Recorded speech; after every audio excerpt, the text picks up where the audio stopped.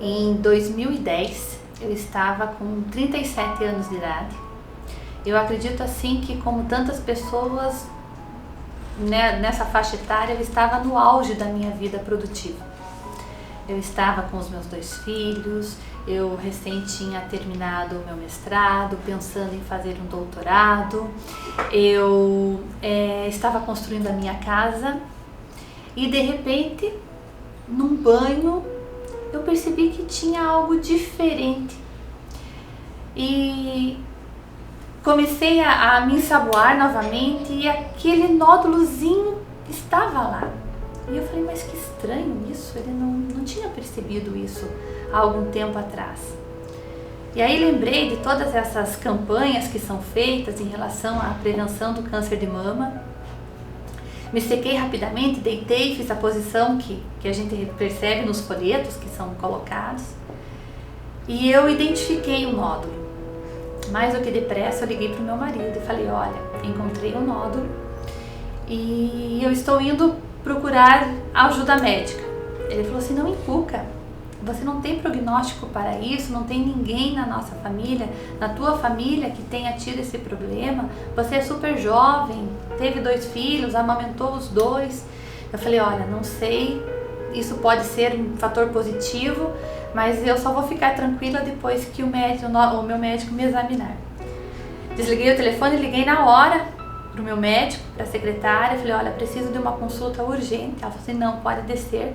Por sorte tua, o doutor tinha uma cesariana marcada para hoje de manhã e o bebê nasceu de madrugada. Então ele está com a agenda bem tranquila, pode vir que ele já te atende. O médico me examinou, percebeu que tinha algo diferente. Não quis me alertar naquele momento, era dia 20 de abril. No dia seguinte seria feriado, mas ele já me alertou do que poderia ser, né? Os médicos conhecem, eles sabem quando eles olham a coisa. Eu digo que o que é ruim, ele tem uma aparência feia, né? E você já percebia pelo ultrassom que não era algo natural, não era algo benigno. Aí, à tarde, fiz todos os exames.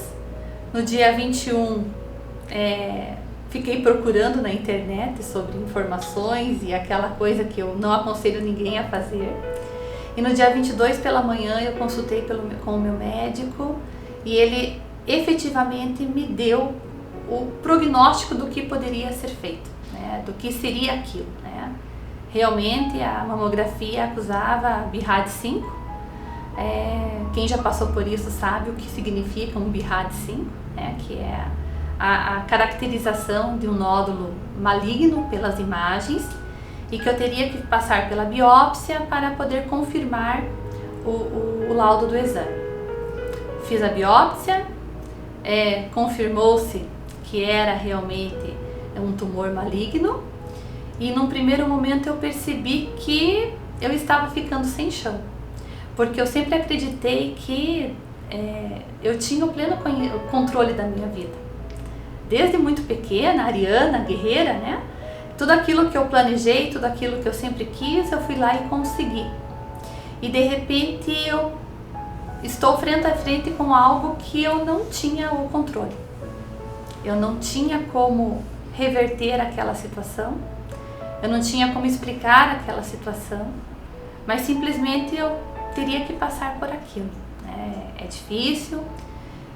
Todas as mulheres que passam por esse problema sabem que o momento do diagnóstico é chocante, mas eu tinha 2 filhos pequenos e eu prometi a mim mesma e eu pedi muito a Deus que Ele permitisse que eu criasse os meus filhos, né? Que Ele não me levasse desse mundo antes que eu tivesse preparado os meus filhos para enfrentarem a realidade dura da vida, né? E eu acredito assim que foi essa fé que fez com que eu conseguisse superar, ou melhor, atravessar esse período da minha vida, né? Porque a superação ela não vem, né? As pessoas, eu acredito assim que você aprende a conviver com o problema, mas ele está sempre lá. E durante o período de tratamento eu procurei sempre me apegar naquilo que eu poderia fazer, né? Então entreguei o problema nas mãos dos meus médicos, entreguei o problema nas mãos de Deus e cuidei muito da minha cabeça e da minha fé, né? Que era o que eu poderia fazer naquele momento.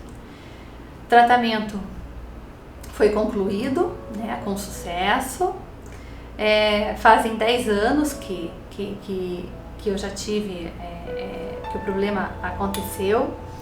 E nesse período eu tenho aprendido grandes lições. Eu aprendi que a vida é um presente divino todas as manhãs. E algo que me marcou muito naquele período é que todas as pessoas chegavam e diziam para mim a seguinte frase: Simone, agora você vai ter que viver como se fosse, todos os dias fosse o último dia da sua vida. E eu comecei a me questionar sobre isso. Falei, tá, mas o último dia ele dá uma sensação de angústia, né? O último prazo que você tem para entregar um trabalho é aquele prazo do desespero. O último biscoito, o último bombom, o último gole de um refrigerante, de um suco, ele dá um sinal, dá uma aparência de que algo está terminando. E na realidade eu não quero isso para mim, né? E eu comecei a encarar a vida como uma hora extra, né? É aquele bônus que você recebe, aquele e-mail que você recebe no final do dia dizendo que o trabalho que era para o dia seguinte foi postergado para dali uma semana. É aquele bônus que você recebe quando você abre a geladeira e descobre que a tua sobremesa favorita ainda está lá.